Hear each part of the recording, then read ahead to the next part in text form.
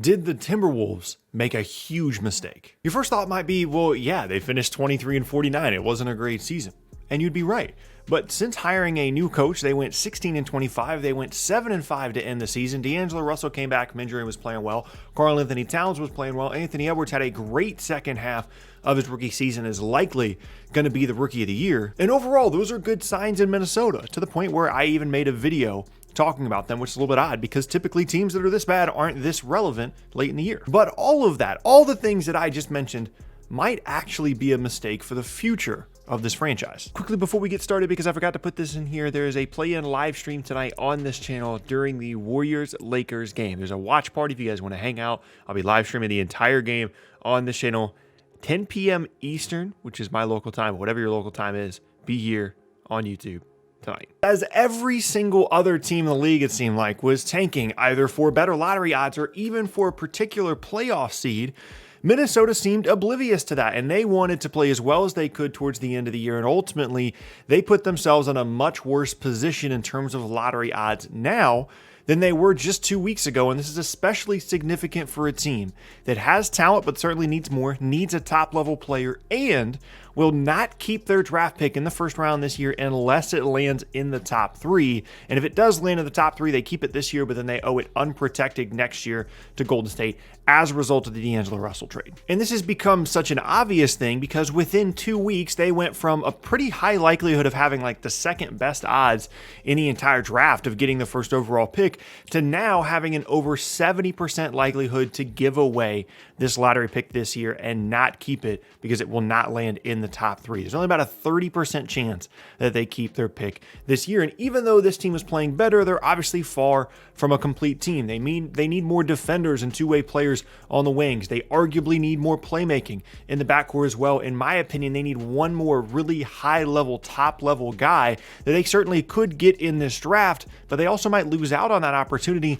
simply because it kind of seemed like they weren't paying attention. Just think about the last piece of the puzzle that they could really get in this class, even if it's not Cade Cunningham, even if it's not Mobley, even if it's not Suggs. There's so many players. Most people think this is a top 5, 6, maybe even 7 draft in this class. And if their pick ends up at 4, 5, 6, or 7, they're not going to get an opportunity at any of those guys. And I personally think that given the talent level on this roster, maybe not the results over the last 2 seasons, but given the talent level on this roster, there's a lot of interesting young players here. I talked about them in that previous video.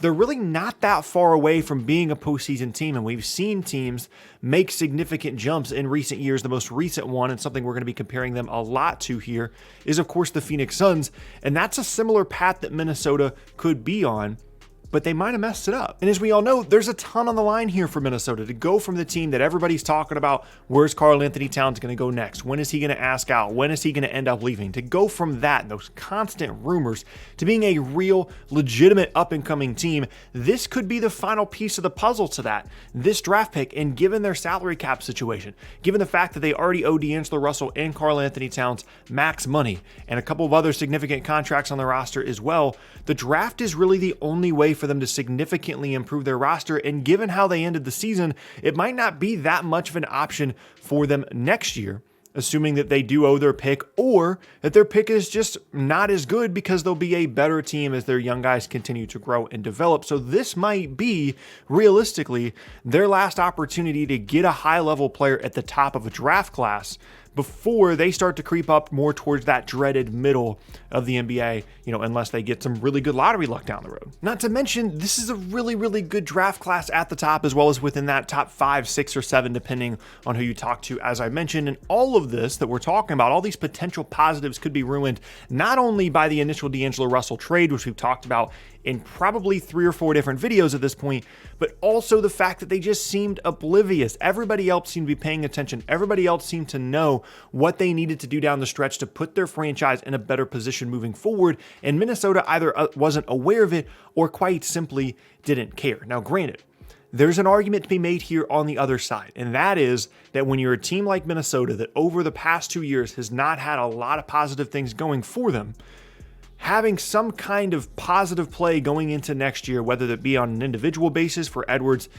Russell, and Cat, or from a team basis, going 7-5 to finish the season, is more important than increasing your odds of getting a really high draft pick. And in a normal circumstance, I think that argument makes much more sense. If you're making the case that it's not that big a deal if they end up with the second worst record in the league or the fifth worst record in the league, as long as they own control of their pick, the way the draft lottery odds are, it really wouldn't have made a ton of sense for them to just actively tank just to give themselves the best odds, because ultimately it's kind of marginal, the difference between, the second best or the fifth best odds. But this Russell trade and the fact that they owe their pick outright to Golden State unless it lands in the top 3 changes the entire calculation. And as I said, every other team in the league seemed to be aware of this other than Minnesota, and that's a huge, huge concern for me. Now, is it possible that we go into next season and Minnesota has a really great start to the year and they're really good with or without this draft pick? Yes, of course, that's absolutely possible. It's possible that there's some sort of carryover from the last 12 games of this season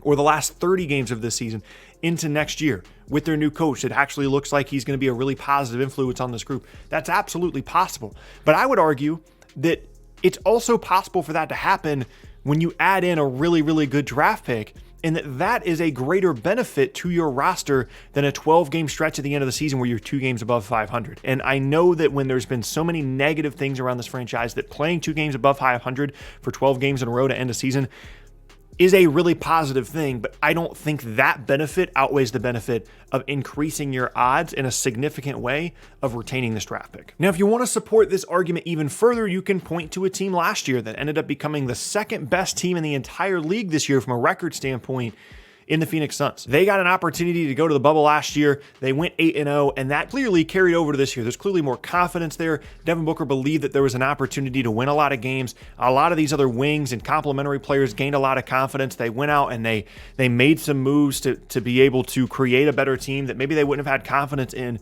prior to that.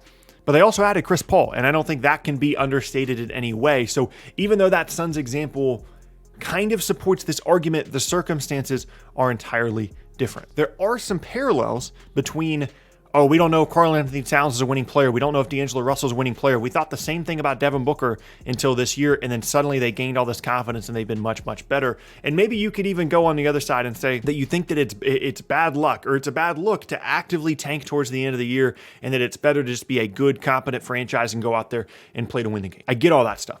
But from where I'm at, it's clearly a mistake, especially if they lose the pick. Maybe they get great luck. Maybe they end up with the first pick in the draft and none of this matters. They end up with the first or the second pick. They get one of the 2 guys that everybody wants in this class, either Mobley or Cunningham, and then you're good moving forward and everything's fine.